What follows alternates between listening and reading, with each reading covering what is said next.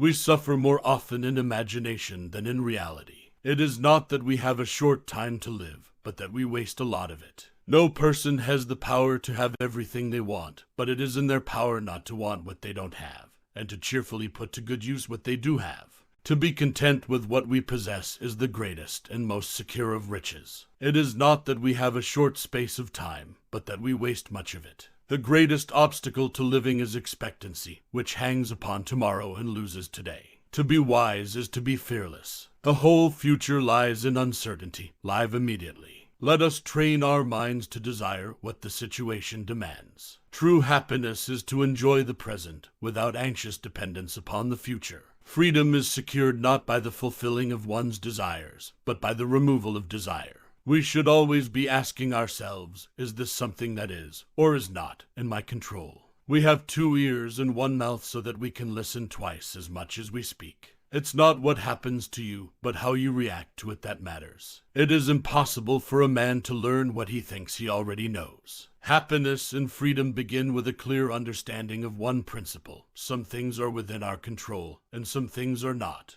If anyone tells you that a certain person speaks ill of you, do not make excuses about what is said of you, but answer, he was ignorant of my other faults, else he would not have mentioned these alone.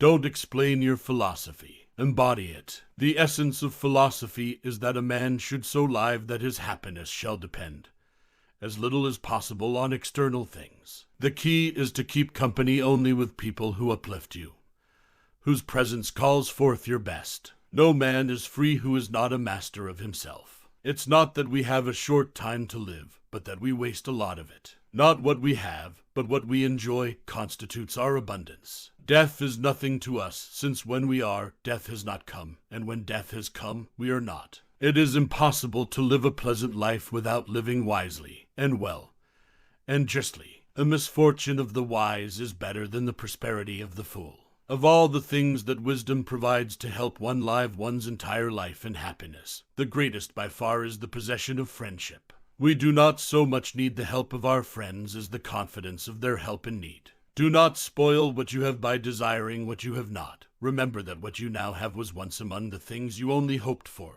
It is better for you to be free of fear lying upon a pallet than to have a golden couch and a rich table and be full of trouble. He who is not a good servant will not be a good master. We should not suppose that those who have most riches enjoy the most happiness, for this is far from being the case. He who would be a good ruler must first learn to be ruled. If we do not discipline ourselves, the world will discipline us. It is not right to exult over our enemies, nor is it right to grieve overmuch over our friends. The education of the young should be such as to make them active in their occupations and virtuous in their character. It is not the great abundance of material possessions that brings happiness, but rather the contentment with what we have. The man who is most resolute in pursuing the path that he has chosen will be the most successful in attaining his goal. It is not possible for a man to be well educated who has only one subject.